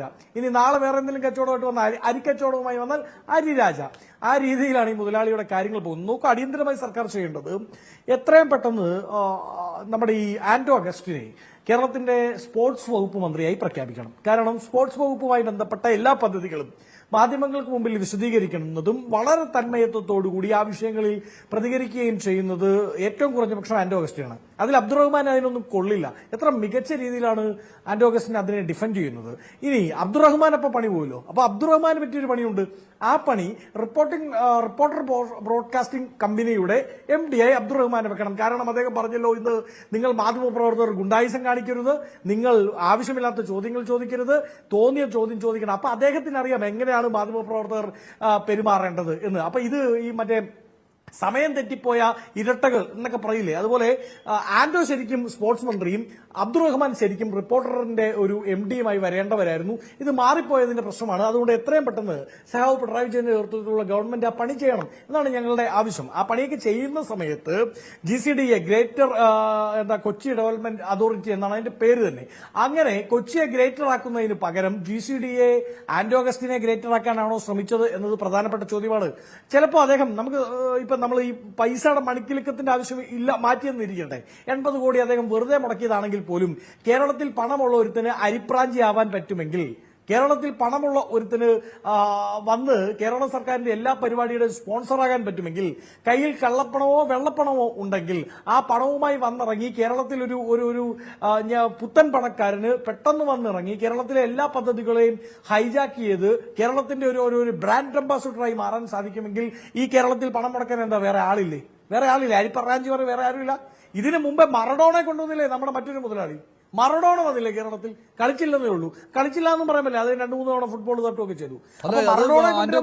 മെസ്സിയെ കൊണ്ടുവരാൻ, മെസ്സിയെ മാത്രം കൊണ്ടുവരാനാണെങ്കിൽ എനിക്ക് ഒരു ബുദ്ധിമുട്ടുമില്ല. അടുത്ത ദിവസം തന്നെ എനിക്ക് മെസ്സിയെ കൊണ്ടുവരാം. കാരണം അടുത്ത മാസം മെസ്സി വരുന്നുണ്ടല്ലോ, ഡിസംബറിൽ മെസ്സി ഇന്ത്യയിൽ വരുന്നുണ്ടല്ലോ. അതിന്റെ കൂടുതൽ എനിക്കും കൊണ്ടുവരാമായിരുന്നു. ഞാൻ ഉദ്ദേശിച്ചത് അതല്ല. മെസ്സിയെ മാത്രമല്ല, അർജന്റീനയുടെ മുഴുവൻ ടീമിനെയും ഇവിടെ കൊണ്ടുവന്ന്, അതായത് വേൾഡ് കപ്പ് നേടിയ ടീമിനെ അതേപടി കൊണ്ടുവന്ന് ഇവിടെ ഫുട്ബോൾ കളിപ്പിക്കുക എന്നതായിരുന്നു ലക്ഷ്യം. അതുകൊണ്ടാണ് ഈ പ്രശ്നങ്ങൾ ഉണ്ടായത് എന്ന്. ഞാൻ അത്ര കഷ്ടപ്പെട്ടു എന്നാണ് ആന്റോ പറയുന്നത്. അദ്ദേഹത്തിന്റെ മറ്റൊരു വാക്കുകൂടി കേൾക്കാം. ആന്റോ അഗസ്റ്റിൻ: എനിക്ക് അവകാശം വേണ്ടാന്ന്. അത് കഴിഞ്ഞ് ഏതെങ്കിലും കളി കൊണ്ടുവരുന്ന കാലത്തുണ്ടെങ്കിൽ ഞാൻ ചോദിക്കും. നിങ്ങൾ ഈ കേരള ഭാഷയിൽ ചോദിക്കുമല്ലോ. ഒരു മിനിറ്റ് അടുത്ത മിനിറ്റ്. അതാണ് പറയുന്നത്. ഞാൻ ഈ വർക്ക് ഹാൻഡ് ഓവർ ചെയ്ത് ലെറ്റർ GDCDക്കും സർക്കാരിനും കൊടുക്കും. ഇങ്ങനെ മാർച്ചിൽ കളിയുണ്ട്, ഈ സ്റ്റേഡിയം വിട്ടു തരാൻ കഴിയുമെന്ന് ചോദിക്കും. പറ്റുമെന്ന് പറഞ്ഞാൽ മാർച്ചിൽ കളി നടത്തും, പറ്റില്ല എന്ന് പറഞ്ഞാൽ നടത്തില്ല. ഇനി നിങ്ങൾ കേരള ബ്ലാസ്റ്റേഴ്സിനോ ISLനോ നിങ്ങൾ ഇവിടെ ഇനി പൊളിച്ച് തലയെ കൊച്ചിടുമല്ലോ, എന്നെ സംബന്ധിച്ച പ്രശ്നമല്ല. എന്നെ സംബന്ധിച്ച് ഞാൻ ഏറ്റെടുത്ത ഉത്തരവാദിത്തം വൃത്തിയോടുകൂടി കൈകാര്യം ചെയ്തിട്ട് നിർത്തുക എന്നുള്ളത് മാത്രമേ ഉള്ളൂ. ഞാനിത് നിങ്ങൾ എന്നെ ക്രൂശിക്കുന്ന സമയത്ത്, എന്നെ വളരെ വൾഗറായിട്ട് എന്തോ വലിയ സംഭവം കുറ്റം ചെയ്തു എന്ന് പറയുന്ന സമയത്ത് ഞാൻ ചെയ്ത കുറ്റം കൂടെ ചൂണ്ടിക്കാണിക്കണ്ടേ? ഞാൻ ഈ അർജന്റീനയായിട്ട് സംസാരിച്ചത് പ്രശ്നമാണോ? ഞാൻ മെസ്സിനെ കൊണ്ടുവരുമെന്ന് പറഞ്ഞത് പ്രശ്നമാണോ? ഞാൻ ഈ ഫുട്ബോളിന് ഇതിനുവേണ്ടി ഈ സ്റ്റേഡിയം ഇങ്ങനെ പണിയെന്ന് പറഞ്ഞ പ്രശ്നമാണോ? ഞാനത് കേൾക്കാം. നിങ്ങൾ ഈ പറഞ്ഞ കാര്യം ഞാൻ ചെയ്തത് തെറ്റാണ്. ആ തെറ്റ് ചൂണ്ടിക്കാണിക്കണ്ടേ? ആ തെറ്റ് ചൂണ്ടിക്കാണിക്കാതെ നിങ്ങൾ ഇത് ചെയ്ത. അപ്പം ഞാൻ പറയുന്നത് എന്താ, നിങ്ങൾക്ക് ഇത് ഞാൻ ചെയ്യുന്നത് ഇഷ്ടമല്ലെങ്കിൽ അതോ ഏത് അതോറിറ്റി, ഇപ്പൊ GCDക്ക് പറയാം, പിന്നെ സർക്കാരിന് പറയാം, MPക്ക് പറയാം, MLAക്ക് പറയാം, ഈ പരിപാടി ഇവിടെ നിർത്താം എന്ന് പറഞ്ഞ് നിർത്താം. സർക്കാരിന്റെ ഇഷ്ടക്കാരനോട് ഈ താങ്കൾ ചെയ്യുന്ന പണി ഇഷ്ടമല്ല എന്ന് ആര് പറയാനാണ്? ശ്രീ പണിക്കർ. ശ്രീ മഞ്ജുഷ്, എനിക്ക് പെട്ടെന്ന് ഓർമ്മ വരുന്നത്, അദ്ദേഹത്തിനെ നമ്മളിങ്ങനെ കുറ്റം മാത്രമല്ല പറയേണ്ടത്, അദ്ദേഹം ചെയ്തിരിക്കുന്ന നല്ല കാര്യങ്ങളും പറയണം. അദ്ദേഹത്തിന് ആകെ അറിയാവുന്ന ഏറ്റവും നല്ല കാര്യം എന്ന് പറയുന്നത് മരം മുറിക്കാനാണ്. ഇപ്പൊ ഈ ഗ്രൗണ്ട് അവിടെ കൊടുക്കുന്ന സമയത്ത് ആദ്യം തന്നെ അവിടെ ഉണ്ടായിരുന്ന മരങ്ങളെല്ലാം തന്നെ മുറിച്ചു മാറ്റി. പിന്നെ അവിടെ ഉണ്ടായിരുന്ന പാർക്കിംഗ് ഗ്രൗണ്ടുകളും മറ്റും ഉഴുതു മറച്ചിട്ടിരിക്കുകയാണെന്നാണ് മാധ്യമങ്ങളൊക്കെ തന്നെ റിപ്പോർട്ട് ചെയ്തത്. അപ്പൊ അദ്ദേഹത്തിനെ കൊണ്ട് അറിയാവുന്ന കാര്യങ്ങളൊക്കെ അദ്ദേഹം ചെയ്തിട്ടുണ്ട്. ബാക്കി കാര്യത്തിനെല്ലാം അദ്ദേഹം തട്ടിക്കയറുകയാണ്, വെറുതെ ആൾക്കാരുടെ അടുത്ത് തട്ടിക്കയറുകയാണ്. ഞാൻ പറഞ്ഞത്, ഇതിനൊക്കെ ചെയ്യുന്നതിന് വേണ്ടി എന്തൊക്കെ തരത്തിലുള്ള മെയിൻ്റനൻസ് വർക്കാണ് ആ ഗ്രൗണ്ടിലേക്ക് നടത്തുന്നത്, എന്താണ് ഫിഫയുടെ സ്റ്റാൻഡേർഡ്, അതിനു വേണ്ടിയിട്ട് എന്തൊക്കെ കാര്യങ്ങളാണ് ചെയ്യേണ്ടത് എന്നതുമായി ബന്ധപ്പെട്ട് കൃത്യമായിട്ടുള്ള ഒരു മാസ്റ്റർ പ്ലാൻ തയ്യാറാക്കണമല്ലോ. അതായത് ഫിഫ പറയുന്നു അവരുടെ നിയമാവലിയിൽ ഇത്രാമത്തെ കണ്ടീഷനിൽ പറയുന്നത് സ്റ്റേഡിയത്തിൽ ഇന്ന കാര്യങ്ങൾ ഉണ്ടായിരിക്കണം, ഇപ്പൊ സ്റ്റേഡിയത്തിന്റെ ചുറ്റു പ്രദേശവുമായി ബന്ധപ്പെട്ട് എന്തെങ്കിലും തരത്തിലുള്ള റിക്വയർമെന്റ് ഉണ്ടെങ്കിൽ അത് ഇന്നതാണ് എന്ന് പറയുന്നു. അത് പറഞ്ഞതിന് ശേഷം അത് അവിടെ ചെയ്യാൻ കഴിയുമോ എന്നത് ഈ GCDA സ്റ്റേഡിയം കൈവശം വെച്ചിരിക്കുന്ന ആൾക്കാർ അതുമായി ബന്ധപ്പെട്ട തീരുമാനമെടുത്തതിന് ശേഷമല്ലേ ഒരു ധാരണാപത്രത്തിലേക്ക് എത്തുക. പിന്നെ അല്ലാതെ ഈ നേരത്തെ അപ്പോ ഇദ്ദേഹം എന്തുദ്ദേശത്തിലാണ് അതിൽ ഈ പറഞ്ഞത്? 25-ാം തീയതി ആകുമ്പോൾ ഫിഫയുടെ അനുമതി കിട്ടി. എന്തുദ്ദേശത്തിലാണ് പറഞ്ഞത്? നമ്മൾ ആ ദൃശ്യങ്ങൾ അവിടെ കാണുന്നുണ്ട്. പൊളിച്ചിട്ടിരിക്കുകയാണ്. എന്നിട്ട് മതിൽ ഞാൻ പൊക്കിക്കെട്ടി, നേരത്തെ അവിടെ ഫൗണ്ടേഷൻ പോലും വീക്കായിരുന്നു എന്നൊക്കെ ഇദ്ദേഹം ഇരുന്ന് വീമ്പടിക്കുകയാണ്. 2000 തൊഴിലാളികളെ കൊണ്ടുവന്നാണ് ഞാൻ ഈ ജോലി നടത്തുന്നത്, സീറ്റുകളെല്ലാം മാറ്റി നല്ല വൃത്തിയാക്കിയിട്ടുണ്ട് എന്നൊക്കെ പറയുന്ന ഇദ്ദേഹം ഇത് എന്ന് പണി തീർക്കുവാനാണിത്? അല്ല നോക്കൂ, ഈ ഞാൻ വിചാരിച്ചാൽ വേണമെങ്കിൽ അടുത്ത ദിവസം മെസ്സി ഇവിടെ കൊണ്ടുവരും എന്ന് പറയുമ്പോൾ മെസ്സിയെ പോക്കറ്റിലിട്ടാണ് നടക്കുന്നത്. അങ്ങനെയൊന്നും അല്ലല്ലോ, അങ്ങനെയൊന്നും നടക്കില്ല. ഇദ്ദേഹം തന്നെയാണ് പറഞ്ഞത് മെസ്സി ഇവിടെ ഇന്ത്യയിൽ മറ്റൊരു സ്ഥലത്തും ബോംബെയിലോ ഡൽഹിയിലോ കൽക്കട്ടയിലോ ഒന്നും വരാമെന്ന് കരുതണ്ട, ഇവിടെ വന്നില്ലെങ്കിൽ ഒരിടത്തും വരാൻ സമ്മതിക്കില്ല എന്നൊക്കെ പറഞ്ഞിട്ട് ഡയലോഗ് അടിച്ച ആളാണ്. നോക്കൂ, എന്നിട്ടാണ് പറയുന്നത് ഇപ്പോൾ അദ്ദേഹത്തിന്റെ ഗോട്ട് ടൂറ് എന്തായാലും കൺഫേംഡ് ആണ്, അത് ഔദ്യോഗികമായിട്ട് പ്രഖ്യാപിച്ചു. അപ്പൊ എന്തായാലും ഡിസംബറിൽ മെസ്സി ഇവിടെ വരുന്നുണ്ട്. അപ്പൊ അതിനീ കാണുന്ന സമയത്താണ് ഇതിന്റെ അടുത്ത ഘട്ടം വരിക. ബാക്കി തള്ളലുകളൊക്കെ നമ്മൾ കേൾക്കാൻ പോകുന്നത് ആ സമയത്താണ്. ഞാൻ പറയുന്നത് ഇദ്ദേഹം ഒരു ഇൻഡിവിജ്വൽ അല്ലെങ്കിൽ ഒരു പ്രൈവറ്റ് എൻറ്റിറ്റി എന്ന രീതിയിലത്തേക്ക് വേണമെങ്കിൽ നമുക്ക് മാറ്റി നിർത്തിയാൽ പോലും അതിന്റെ ഉത്തരവാദിത്തത്തിൽ നിന്ന് ഒരു തരത്തിലും ഒഴിഞ്ഞു പോകാൻ കഴിയാത്തത് കേരളത്തിലെ കായിക വകുപ്പിനും ഒപ്പം ഈ GCDAക്കുമാണ്. ഏതാനും കാലം മുമ്പാണ്, മഞ്ജുഷ് ഓർക്കുന്നുണ്ടാകും, APJ അബ്ദുൽ കലാമിന്റെ സ്മരണയിൽ ഈ പരിസ്ഥിതി സംരക്ഷണത്തിന് വലിയ പ്രാധാന്യം കൊടുക്കണം, അതുകൊണ്ട് വൃക്ഷങ്ങൾ സംരക്ഷിക്കണം എന്ന് പറഞ്ഞ് വലിയ ഗീർവാണം അടിച്ച ആളാണ് GCDAയുടെ ചെയർമാൻ ശ്രീ വേണുഗോപാൽ.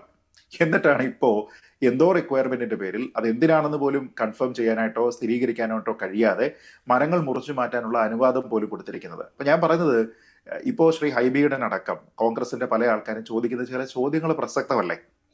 അതായത് നാളെ കുറച്ചുകൂടെ കാശുകാരനായിട്ടുള്ള ഒരു മുതലാളി വന്നിട്ട് ഞാൻ എന്താ ഇത്ര രൂപ മുടക്കാം, എനിക്ക് ഇന്ന കാര്യങ്ങളാണ് അവിടെ ചെയ്യേണ്ടത് എന്ന് പറഞ്ഞ് GCDA അപ്പോൾ ഇത് കൊടുക്കും. ഇത് തന്നെയാണ് നമ്മൾ ശബരിമലയിലും പറഞ്ഞത്.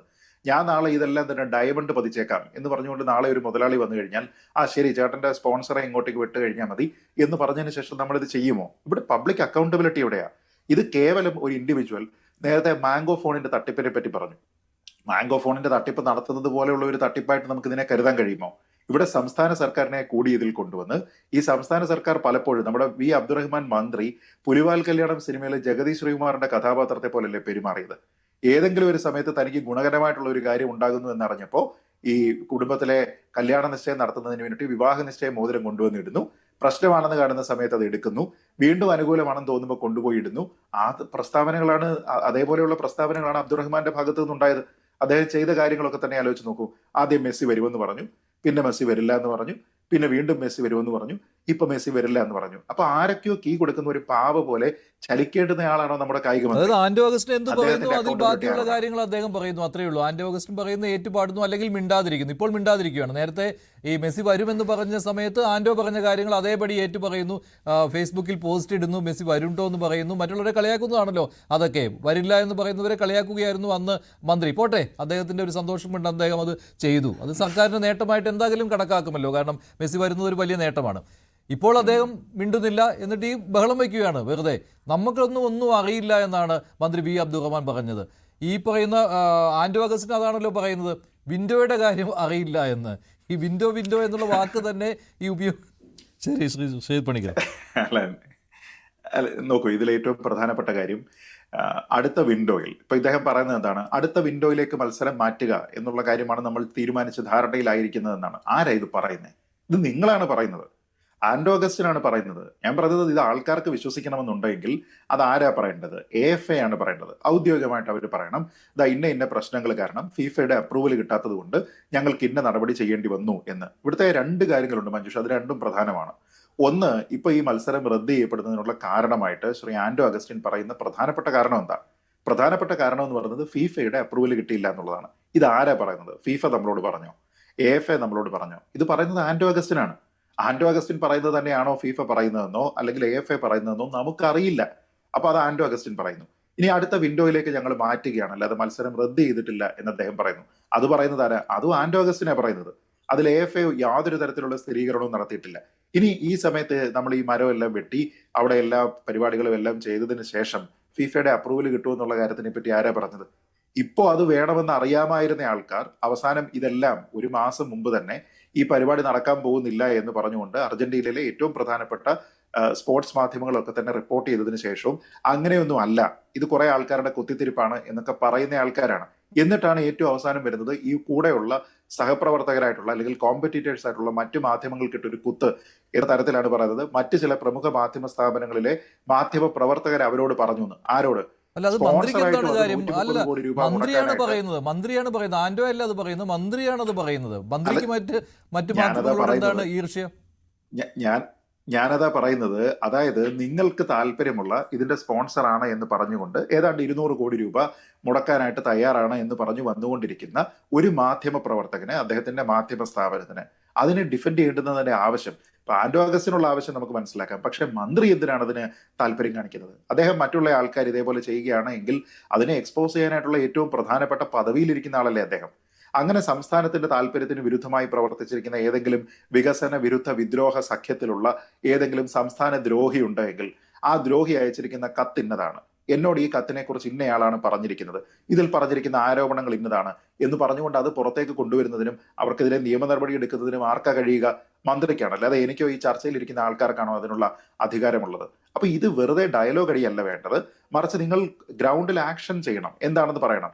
ഏറ്റവും പ്രധാന മന്ത്രി ആലോചിക്കേണ്ടത്, മന്ത്രി ഇതുവരെ പറഞ്ഞിരിക്കുന്ന കാര്യങ്ങളോ, അദ്ദേഹം പറഞ്ഞല്ലോ അർജന്റീനയിലെ അധികാരികളുമായിട്ടൊക്കെ ചർച്ച നടത്തിയെന്ന്, മന്ത്രി ഇതുമായി ബന്ധപ്പെട്ട് പറഞ്ഞിരിക്കുന്ന കാര്യങ്ങളോ, നിങ്ങൾ സ്പോൺസർ പറഞ്ഞിരിക്കുന്ന കാര്യത്തിനേക്കാൾ കൂടുതൽ പ്രാധാന്യം ഒരു മാധ്യമ പ്രവർത്തകൻ അയച്ചിരിക്കുന്ന ഒരു ഇമെയിലോ മറ്റേതെങ്കിലും ഒരു നമ്മൾ ഈ പറഞ്ഞ പോലെ ഒരു കൊതിക്കറിവ് അവിടെ പറഞ്ഞിട്ടുണ്ടെങ്കിൽ അതിനാണ് അവർ പ്രാധാന്യം കൊടുത്തത് എങ്കിൽ അതിനർത്ഥം എന്താ? അപ്പൊ അതിന്റെ അർത്ഥം സത്യം പറഞ്ഞാൽ ഇതെല്ലാം കൂടെ ചേർത്ത് വെച്ചിട്ട് മഞ്ജുഷ ഒന്ന് ആലോചിച്ച് നോക്കൂ. ഫിഫയുടെ ചട്ടപ്രകാരമുള്ള ആ സ്റ്റാൻഡേർഡിലേക്ക് ഈ ഗ്രൗണ്ട് എത്തിയില്ല എന്നുള്ളതാണ് ഇതിനെ റദ്ദാക്കാനുള്ള കാരണമെങ്കിൽ പിന്നെ ഈ മാധ്യമ പ്രവർത്തകന്റെ ഇടപെടലിന് എന്താ പ്രാധാന്യം?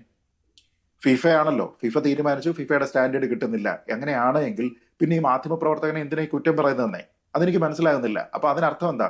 നിങ്ങൾ ഈ പറയുന്ന ഫിഫയുടെ അപ്രൂവൽ കിട്ടാതിരുന്നത് മാത്രമല്ല അതിന് കാരണം, മറ്റു ചില കാരണങ്ങളും ഉണ്ട് എന്നല്ലേ? അവരും മണ്ടന്മാരൊന്നും അല്ലല്ലോ, ആണോ? എഫ് എന്ന് പറയുന്ന മണ്ടന്മാരാണോ? അവരെ സംബന്ധിച്ചിടത്തോളം അവർക്ക് സ്പോൺസർഷിപ്പുമായി ബന്ധപ്പെട്ട ഒരാൾ പോകുന്ന സമയത്ത് അതിന്റെ കാര്യങ്ങൾ പറയില്ലേ? ഇപ്പൊ ഇതിൽ ഒരു കാര്യം തട്ടിപ്പാണെന്ന് മനസ്സിലായില്ലേ? അതായത് മെസ്സി ഇവിടെ വന്ന് ഇറങ്ങുന്ന സമയത്ത് മെസ്സിയെ കൊണ്ടുപോകുന്നതിന് വേണ്ടിയിട്ടും റോഡിന്റെ സൈഡിൽ 10 ലക്ഷം പേരെ നിർത്തി കാണിക്കുന്നതിനും വേണ്ടിയിട്ടുള്ള വലിയ സംവിധാനമുണ്ട്. അതിന്റെ ഞാൻ വിഷ്വല് കൊണ്ടുവന്നിട്ടുണ്ടെന്നും പറഞ്ഞിട്ട് മാധ്യമ പ്രവർത്തകരുടെ മുന്നിൽ ഒരു ബാഹുബലി കണക്കെ ഒരു സിനിമയുടെ സംഭവം ഇതിൽ മന്ത്രി ഒരു സെൽഫ് ഗോൾ അടിച്ചിട്ടുണ്ടെന്ന് തോന്നുന്നു. കാരണം മന്ത്രി 25-ാം തീയതി അർജന്റീനയും മെസ്സിയും കേരളത്തിലേക്ക് വരില്ല എന്നുള്ള കാര്യം ആന്റോ അഗസ്റ്റിൻ സ്ഥിരീകരിച്ചതിന് ശേഷം അന്ന് മാധ്യമങ്ങളോട് ദേഷ്യപ്പെട്ട് പറഞ്ഞ കാര്യത്തിലാണ് ഈ ഇമെയിൽ അയച്ച കാര്യം പറയുന്നത്, മത്സരം മുടക്കുന്നതിന് വേണ്ടി. അന്ന് അദ്ദേഹം പറഞ്ഞത് AFAക്ക് അയച്ചു എന്നല്ല, ഫിഫയ്ക്കെന്നായിരുന്നു അദ്ദേഹം പറഞ്ഞത്, അല്ലേ? ഫിഫയ്ക്കെന്നായിരുന്നു. പക്ഷെ ഇന്ന് അദ്ദേഹത്തിന്റെ റിലീസിൽ പറയുന്നത് അർജന്റീന ഫുട്ബോൾ അസോസിയേഷൻ മെയിൽ അയച്ചു എന്നാണ്. ശരിയാണ്, താങ്കൾ പറഞ്ഞത് ശരിയാണ്. ഫിഫയുടെ അനുമതി ഇല്ലാത്തത് കൊണ്ടാണ് മത്സരം നടക്കാതെ പോയത് എന്നാണ്. അവിടെ AFAക്ക് എന്താണ് പങ്കാളിത്തം? AFAക്ക് മെയിൽ അയച്ചു എന്ന് പറയുമ്പോൾ അവിടെ എന്തോ സംഭവിച്ചിട്ടുണ്ട് എന്നാണല്ലോ. AFAയുടെ ഭാഗത്ത് നിന്ന് തീരുമാനം വന്നിരുന്നു ഇവിടെ കളിക്കുന്നില്ല എന്ന്. അതാണല്ലോ മന്ത്രി ഉദ്ദേശിക്കുന്നത്. ആ മെയിൽ അയച്ച് അങ്ങനെ AFA കളിക്കാൻ വരുന്നില്ല എന്ന് അറിയിച്ചു എന്ന രീതിയിലാണല്ലോ വന്നിരിക്കുന്നത്. അപ്പോൾ ഏതാണെന്ന് മന്ത്രി തന്നെ വ്യക്തമാക്കണം. ഫിഫയ്ക്കാണോ മെയിൽ അയച്ചത് അതോ അർജന്റീന ഫുട്ബോൾ അസോസിയേഷനാണോ ഇവിടുന്ന് മെയിൽ പോയിട്ടുള്ളത് എന്ന്? തന്നെയുമല്ല, മറ്റൊരു കാര്യം കൂടിയുണ്ട്. അതായത് ആഴ്ചകൾക്ക് മുമ്പ് തന്നെ അർജന്റീനയിലുള്ള പ്രധാനപ്പെട്ട സ്പോർട്സ് മാധ്യമങ്ങളും അവിടെയുള്ള പ്രധാനപ്പെട്ട സ്പോർട്സ് ജേർണലിസ്റ്റുകളും തന്നെ പറഞ്ഞിരുന്നു കേരളത്തിലെ കളി നടക്കില്ല. അതിനവർ മറ്റു പല കാരണങ്ങൾ പറഞ്ഞു. 2 കാരണങ്ങൾ അവർ പറഞ്ഞത്. ഒന്ന്, സ്പോൺസർ തുടർച്ചയായിട്ട് കോൺട്രാക്ട് വയലേറ്റീവായിട്ട് പ്രവർത്തിക്കുന്നു, കോൺട്രാക്ട് വയലേഷൻസ് ചെയ്യുന്നു എന്നുള്ളത് ഇവിടെ പരക്കെ റിപ്പോർട്ട് ചെയ്യപ്പെട്ട ഒരു കാര്യമാണ്. രണ്ടാമത്തെ കാര്യം, അവർക്ക് ട്രാവൽ ചെയ്യാനുള്ള ഡിസ്റ്റൻസ് വളരെ കൂടുതലാണ്, അതുകൊണ്ട് they prefer playing another game in Africa. ഇതായിരുന്നു പറഞ്ഞിരുന്നത്. ഈ 2 കാര്യങ്ങളും നമ്മുടെ നാട്ടിലുള്ള മാധ്യമ പ്രവർത്തകരടക്കം അത് പറയുകയും റിപ്പോർട്ടർ TV എന്ന സ്പോൺസറുടെ ഫേസ്ബുക്ക് പേജിലെ ഇതുമായി ബന്ധപ്പെട്ട പോസ്റ്റുകളുടെ അടിയിൽ ഈ വാർത്തകളൊക്കെ തന്നെ ആൾക്കാർ പേസ്റ്റ് ചെയ്യുകയും ചെയ്തതിനു ശേഷവും ഈ മാധ്യമ സ്ഥാപനം ചെയ്തതെന്താ? ഈ പറയുന്നതൊക്കെ തന്നെ വെറുതെയാണ്, ഞങ്ങളല്ലേ തീരുമാനിക്കുന്നത്, ഞങ്ങളല്ലേ കൊണ്ടുവരുന്നത്, മെസ്സി വരും. ശരിയാണ്. അപ്പോൾ എന്തോ ദുരൂഹമായിട്ട് സംഭവിച്ചിട്ടുണ്ട്. അവിടെ ഈ സ്റ്റേഡിയം കുഴപ്പമായതുകൊണ്ടാണ് എന്ന് വരുത്തി തീർത്തു എന്ന സംശയമുണ്ട്. ശ്രീ MK ഹരിദാസ്, അവസാനമായി ആന്റോ പറയുന്ന ഒരു കാര്യമുണ്ട്, എൻ്റെ കയ്യിലെ പണം അത് ഞാൻ ഒരു സേവനം എന്ന രീതിയിൽ രാജ്യത്തിനുള്ളൊരു സേവനം എന്ന രീതിയിൽ ഈ സ്റ്റേഡിയം നവീകരിക്കുന്നു, അതിനെന്ത് നഷ്ടമെന്നാണ് അദ്ദേഹം ചോദിക്കുന്നത്. പക്ഷേ ഇങ്ങനെ ചെയ്യുമ്പോഴും അതിനൊക്കെ ഒരു പ്രോട്ടോകോൾ ഉണ്ടല്ലോ, അതൊന്നും പാലിക്കാൻ ഇദ്ദേഹത്തിന് മേൽ ഒരു സമ്മർദ്ദവും സർക്കാർ ചെലുത്തുന്നുമില്ല. സർക്കാർ എങ്ങനെയാണ് മഞ്ജുഷയെ അദ്ദേഹത്തിന്റെ മേലെ സമ്മർദ്ദം ചെലുത്തുക? ഈ തട്ടിപ്പിന് മുഴുവൻ കൊട പിടിച്ചു കൊടുത്തിട്ടുള്ളത് സംസ്ഥാന സർക്കാരല്ലേ?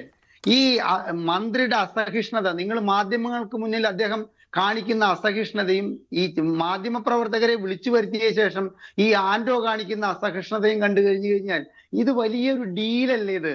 ആ ഡീല് പൊളിഞ്ഞു പോയതിന്റെ പേരില് ആ ഡീലിനെ കുറിച്ചിട്ട് നിങ്ങൾ ചോദിക്കുന്നത് അദ്ദേഹത്തിന് ഉണ്ടാക്കുന്ന മാനഹാനിയുടെ പേരില്, അദ്ദേഹത്തിന് വരുത്തി തീർക്കാവുന്ന ഭാവിയിൽ വരുത്തി തീർക്കാവുന്ന അദ്ദേഹത്തിന്റെ വിശ്വാസ്യതയുടെ പേരില് നിങ്ങൾ ചാർത്തുന്ന കളങ്കത്തിന്റെ പേരില് അദ്ദേഹം അങ്ങേയറ്റം പൊട്ടിത്തെറിക്കപ്പെടും. അത് യാതൊരു സംശയവുമില്ല. കാരണം ഈ കേരളത്തിലെ 2 കോടി വരുന്ന സ്പോർട്സ് പ്രേമികളുടെ മുഖത്ത് അദ്ദേഹം കരിവാരി തേച്ചിരിക്കുകയാണ്. അവരുടെ പ്രതീക്ഷയ്ക്ക് മങ്ങലേൽപ്പിച്ചിരിക്കുകയാണ്. ഇത്തരക്കാരെ തേടി പിടിച്ചുകൊണ്ട് ഇത്തരമൊരു പരിപാടിയുടെ സ്പോൺസർഷിപ്പ് ഏൽപ്പിച്ച സംസ്ഥാന സർക്കാരാണ് ഇതിലത്തെ കുറ്റക്കാരെ. ആൻഡോയെ നമുക്കിതിൽ 2ാം സ്ഥാനത്ത് കൊണ്ടുവന്നിട്ട് നിർത്താൻ സാധിക്കുകയുള്ളൂ. ഇത്തരത്തിലുള്ള തട്ടിപ്പുകാരല്ലാതെ സത്യസന്ധമായിട്ട് സ്പോർട്സ് കേരളത്തിന്റെ ഒരു ഹരമാണെന്നും ഫുട്ബോൾ എന്ന് പറഞ്ഞു കഴിഞ്ഞാൽ കേരളത്തിലെ ജനങ്ങൾ അങ്ങേയറ്റം മാനിക്കുന്ന ഒരു കളിയാണ് എന്നുള്ള ബോധത്തിൽ എത്രയോ സത്യസന്ധരായ ആൾക്കാരെ ഈ സ്പോൺസർഷിപ്പ് ഏൽപ്പിക്കാമെന്നിരിക്കെ ഇത്തരം ഒരു വ്യക്തിയിലേക്ക് ഇത് കൊണ്ട് ചെന്ന് എത്തിക്കാനുണ്ടായിട്ടുള്ള മാനസികാവസ്ഥ LDF സർക്കാരിനും CPM-നും ഉണ്ടായതിന്റെ കാരണം മാത്രമേ നമ്മൾക്കിനി ശരി, നന്ദി. ചർച്ചയിൽ പങ്കെടുത്ത എല്ലാവർക്കും ഈ കാരണം പക്ഷേ എവിടെ നിന്നും നമുക്ക് വ്യക്തമാവുകയില്ല എന്നതാണ് മറ്റൊരു കാര്യം. ഇപ്പോഴും മെസ്സി വരും എന്ന് പറഞ്ഞുകൊണ്ട് പറ്റിച്ചുകൊണ്ടിരിക്കുകയാണ് ആൻഡോ അഗസ്റ്റിനും കൂട്ടരും. നന്ദി. ചർച്ചയിൽ പങ്കെടുത്ത എല്ലാവർക്കും ഇന്നത്തെ ചോദ്യം ഇതായിരുന്നു: മെസ്സിയുടെ പേരിൽ സ്റ്റേഡിയം കൈക്കലാക്കാൻ നീക്കമോ? അതേ എന്ന് 88% പ്രേക്ഷകർ, അല്ല എന്ന് 10%. വേണ്ടി വരെ അവസാനിക്കുന്നു. നന്ദി, നമസ്കാരം.